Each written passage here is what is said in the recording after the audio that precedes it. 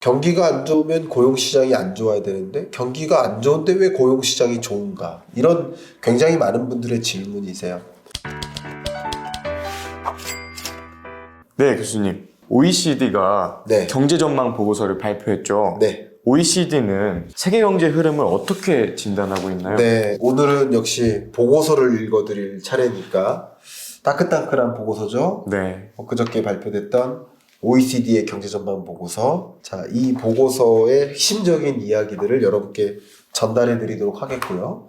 역시 이렇게 보고서를 여러분께 전달 드릴 때는 가급적이면 저의 생각을 좀 버리고 이 OECD 보고서에 담긴 내용을 좀 드라이하게 이렇게 전달해 드리는 방식으로 이야기를 하겠습니다. 자, OECD가 경제 흐름을 어떻게 보고 있는지 이 자료를 먼저 볼게요. 여기 보시면 15페이지 나오죠. 이게 세계 경제 성장률의 흐름입니다. 얼마 전에 제가 한국은행의 경제 전망 보고서 읽어드렸을 때 경제 성장률의 의미를 설명드렸죠. 그것에 기초해서 생각해 본다면 22년이 3.1이에요. 세계 경제가. 네. 괜찮죠. 근데 23년은 2.2예요. 더 안 좋아지죠. 네. 자, 이것을 좀 그림 그려보면 세계 경제 성장률의 평년치가 대략 3.5% 수준이에요. 그러면 22년 올해도 안 좋다는 거죠. 3.1%니까. 평년보다 안 좋다. 그리고 23년은 더 안 좋아진다. 더군다나 2.2%니까 특정한 위기가 없는 국면치고는 굉장히 안 좋은 거다. 이렇게 말씀드리겠고, 네. 세계 세계 경제 성장률 기준으로 말씀드려보면 IMF 외환위기 때 세계 경제 성장률이 2.6% 플러스 성장했어요. 그러니까 세계 경제도 좋지는 않았어요. 2.6%면 안 좋은 거예요. 근데 그 세계 경제 국면에서 아시아 외환 위기였죠. 우리나라는 마이너스 5.1%였으니까. 네. 우리나라의 위기고 아시아의 외환 위기인 거지. 세계 경제의 관점에서는 2.6%면 역시 경제 위기라기보다는 경기 침체 국면에 맞다. 네. 이렇게 생각이 될 수 있을 것 같아요. 그런 수준만큼이나 23년 경제는 글로벌 금융위기나 팬데믹 위기만큼 그런 경제 위기 수준은 아니지만 세계적으로 좀 혹독한 경제가 온다. 이렇게 L자형으로 꺾인다. 5.9에서 3.1, 2.2 L자로 이렇게 꺾여 나간다. 그래서 경제가 좀 많이 안 좋다. 이렇게 전망하고 있는 모습이다. 이렇게 설명드리겠습니다. 네. 또 세계 주요국 물가 상황이 또 어떻게 전개가 되고 있나요? 지금 말씀하셨던 것처럼 네. 어쩌면 가장 중요한 22년, 23년 경제의 변수가 물가죠. 네. 물가 때문에 금리 인상하고 금리 때문에 시장에 충격을 주니까 물가가 잡히는지 여부를 좀 판단해야 될 것 같아요. 네. 근데 세계적으로 말이죠. 미국, 프랑스, 영국, 캐나다, 오스트레일리아 각 국별, 이제 한국, 그 밖에 다른 나라들, 우리나라까지가 중요하니까 이 정도만 좀 보여드리면 고물가 기조가 나왔죠. 22년에. 그죠? 근데 이 고물가 기조가 나왔는데 이 파란색이 서플라이, 공급발이에요. 공급 부족 때문에 야기된 거예요. 근데 공급은 부족한데 수요는 넘쳐났죠. 22년 1월까지만 해도. 네. 왜냐면 먼저 위드 코로나 선언하고 뚜렷하게 회복되니까. 그래서 물가가 폭등하기 시작했던 것이죠. 이렇게 보시면 좋겠죠. 근데 상대적으로 공급 사이드의 영향이 더 컸다. 이렇게 볼 수 있는 거죠.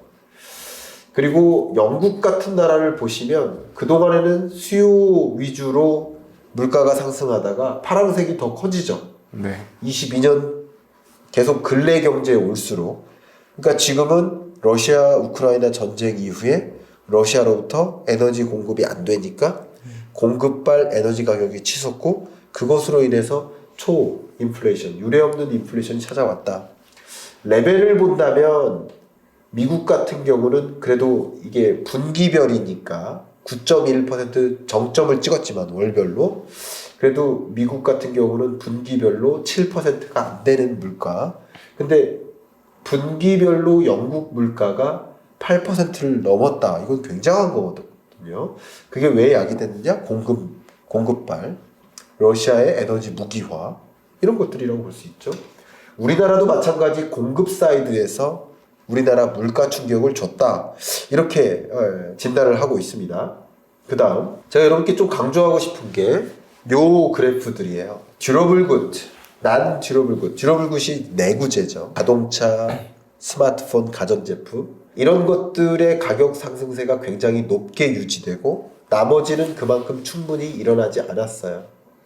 자, 이거 굉장히 중요하고 이게 22년까지의 모습이에요. 그런데 이 보시는 것처럼 헝가리, 뭐 폴란드, 이게 스페인입니다. 그리고 그 밖에 영국, 미국 뭐 이렇게 쭉 있는데 여기에는 우리나라가 지금 안 나와 있어요. 다른 데랑 달리. 이게 개념이 뭐냐면 설명드릴게요. 네. 품목이 있잖아요. 소비 품목. 소비 품목이 우리나라 기준으로 460여 가지예요. 그 중에서 이 품목별로 각각이 6%를 상회하는 게 얼마나 되느냐 이거예요. 6%가 기준이고 6%를 상회하는 전반적인 물가 상승세가 6%가 넘는 게 몇 가지나 되나, 얼마 몇 퍼센트나 되나 이거예요. 쉽게 말씀드리면 볼펜이 있고 여기 뭐 핀이 있고 자 이렇게 종이가 있다. 근데 이거는 7% 상승했어요. 이거는 5% 상승했어요.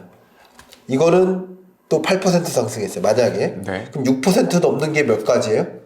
두 가지죠. 그러면 세 가지 중에 두 가지니까 3분의 2인 거예요. 그죠? 네. 3분의 2. 3분의 2면 몇 퍼센트죠? 66%. 그렇죠. 66%. 네. 그게 이제 요 지표입니다. 이제 지표의 의미를 아시겠죠? 네. 몇 가지의 품목이 6% 이상 상승했나를 보여주는 지표니까 네. 이걸 본다면 21년 9월과 22년 9월을 비교했어요. 근데 어떤 나라도 상관없이 다 6%를 상회하는 품목이 거의 없었는데 일본 보세요. 근데 22년 들어서 전반적인 품목에 걸쳐서 고물가가 야기됐다. 헝가리는 거의 뭐 한 85%의 품목이 다 6% 이상 상승했다. 이게 왜 그러냐면 특정 품목 하나가 가격이 급등하는 것을 인플레이션이라고 하지 않아요. 전반적인 품목에 걸쳐서 인플레이션이 왔는지를 봐야 돼요. 그런 관점에서 본격적인 인플레이션은 22년에 찾아온 것이다 라고 이렇게 해석을 하고 있는 입장이에요. 이게 굉장히 중요하고요. 더더군다나 이 그래프까지만 좀 보여드리겠습니다. 기대 인플레이션율도 마찬가지 중요해요. 미국도 유럽도 기대 인플레이션율이 아직도 높아요. 그죠? 미국 보세요. 6% 수준이죠. 유로존도 아직도 높아요. 그러니까 23년에도 이 소비자들의 심리 자체가 계속 인플레이션이 지속될 것 같아요 라고 생각하기 때문에 그게 실제 소비자 물가에 반영된다는 거예요. 가장 극단적인 예가 물가 계속 높을 거니까 임금 좀 올려주세요. 임금 협상에서 물가 상승분을 반영해 주세요. 인건비가 올라가죠. 그러면 기업들의 비용이 올라가니까 가격 상승으로 이어지죠. 이렇게 기대 인플레이션율이 높으면 높을수록 물가가 당장 안 잡힌다는 뜻이에요. 이런 기조 속에서 금리를 인하한다? 그럼 기대 인플레이션율을 더 자극할 수 있거든요. 네. 그런 관점에서 금리 인하가 쉽지 않은 것이다. 이렇게 해석해 보시면 도움이 될 것 같아요. 네. 물가는 이렇게 봤고 그렇다면 세계 주요국 네. 고용 상황은 어떻습니까? 네. 이 고용 상황이 제가 이미 지난 시간에 타이트하다라는 표현을 썼어요. 네. 이 타이트하다라는 것은 고용 시장이 괜찮다, 견조하다 이렇게 해석하시면 좋겠습니다. 자, OECD 보고서를 보시면 역시 labor markets are tight. 고용 시장이 견조하다 이렇게 보는 거예요. 이 견조한지 여부를 판단할 수 있는 지표들이 몇 가지가 있을 텐데 가장 대표적인 게 실업률 아니겠습니까? 그죠? 네. 그 두 번째 이게 실업률 지표인 거죠. 근데 이거 말고요. vacancy를 보면 좋아요. vacancies. 그러니까 vacancy는 잡 오퍼링이 얼마나 많느냐. 그러니까 우리 채용한다라는 공석이 있다. 우리 채용합니다라는 거예요. 근데 이 채용하고자 하는 공석이 많으면 많을수록 충분히 일자리에서 시장이 예를 들어 빅테크 기업부터 일자리를 잃고 나가더라도 바로 고용시장에 진입할 수 있는 실업을 겪지 않을 수 있는 그 근거가 마련되죠. 맞죠? 네. 그래서 베이컨시를 또 봐야 돼요. 그래서 타이트하다라고 설명할 수 있는데 보십시오. 지난 2011년부터 19년까지의 평균적으로 베이컨시가 요 정도 빨간색 세모 있죠? 요 정도 수준에 머물러요. 근데 2022년 2분기 기준으로 베이컨시가 훨씬 더 높아요. 그죠? 네. 그러니까 근래 경제에서 약 10년, 20년 동안 베이컨시 레벨이 요거밖에 안 되는데, 잡 오퍼링이 얼마 안 되는데 일자리가 너무 없는 거예요. 근데 22년에는 여전히 일자리가 많아요. 노동 수요가 충분하다는 거예요. 네. 그래서 일자리를 잃고 나가는 인력이 있다 하더라도 다시 복귀될 수 있는 여지가 있다. 노동시장이 강하다는 거예요. 어디가? 미국이요, 특히. 그 밖에 다른 유로피언 국가들도 마찬가지예요. 그리고 unemployment level. 역시 마찬가지 실업률 레벨을 좀 보면 좋겠는데 2011년부터 19년 동안에 실업률이 이렇게 높았어요. 보세요. 네. 빨간색 보세요. 근데 이 바그래프가 다 그거보다 밑에 있죠. 그러니까 실업률이라는 지표를 봐도 노동시장이 강하고 베이컨시 레벨을 보더라도 여전히 강할 것이다. 그러니까 22년 내에는 강할 것이다. 그렇기 때문에 강한 금리 인상 행보를 해왔던 것이고 해올 수 있는 것이다 라고 볼 수 있는 것이죠. 저는 항상 예. 경기가 안 좋으면 고용도 안 좋다고 이렇게 일반적으로 생각해왔던 것 같아요. 네. 근데 경기가 안 좋다고 하는데 그럼 왜 이렇게 고용 시장이 예. 좋은 것입니까? 경기가 안 좋으면 고용시장이 안 좋아야 되는데 경기가 안 좋은데 왜 고용시장이 좋은가? 이런 굉장히 많은 분들의 질문이세요. 근데 첫 번째는 제가 늘 강조했듯이 고용은 경기에 후행한다. 22년에 둔하고 23년에 침체니까 본격적인 고용 침체 이런 것들은 2분기 정도에나 23년 2분기에나 우리가 그 성적표를 받아들 수 있을 것이다. 이렇게 좀 보고 있어요. 그런데 또 한 가지는 이 고용 시장이 여전히 타이트하게 유지되는 이유 한 가지가 보시는 것처럼 제가 아마 이 23년 경제전망서 발간한 이후에 가장 많은 그 동영상을 조회했던 그 영상이 아마 머니인사이드에서 네. 한 150만 명 정도가 보셨는데 네. 그때 그 주제가 모두가 가난해진다예요. 그 이야기를 또 동조해주는 이 OECD의 판단입니다. 이걸 역시 말씀드려 볼게요. 네. 여기 보시면 real wages, 그러니까 우리나라로 치면 실질 소득이에요. 굳이 따지면 명목 소득은 늘어난다. 명목 소득은 늘어나지만 물가 상승분을 반영한 소득, 실질 소득은 오히려 줄어든다. 라고 말씀드렸죠. 그 격차가 벌어지고 있다. 소득은 아직 안 줄고 끊기지 않고 있지만 그걸 가지고 살 수 있는 물건의 개수가 줄어드는 네. 그런 모습. 그래서 가난해진다. 그리고 이자 부담까지 생각하면 우리 MZ세대 여러분들이 통장이라고 안 하고 통장이라고 하죠. 네. 다 빠져나간다. 그거예요. 이 보시는 것처럼 실질 임금이 세계 모든 경제에서 헝가리 빼고 다 줄어듭니다. 그렇죠? 네. 세계 모든, 우리나라도 여기에 있죠. 네. 이게 이 소득, 명목 소득이 줄어드는 것도 문제일 수 있습니다만 실질 소득이 줄어든다. 고물가 기조가 계속 유지되기 때문에. 그러니까 배고프다, 가난하다, 물가 너무 비싸다 라고 애원하는 거예요. 많은 국민들이. 미국에서도 제가 그걸 실감을 했었거든요.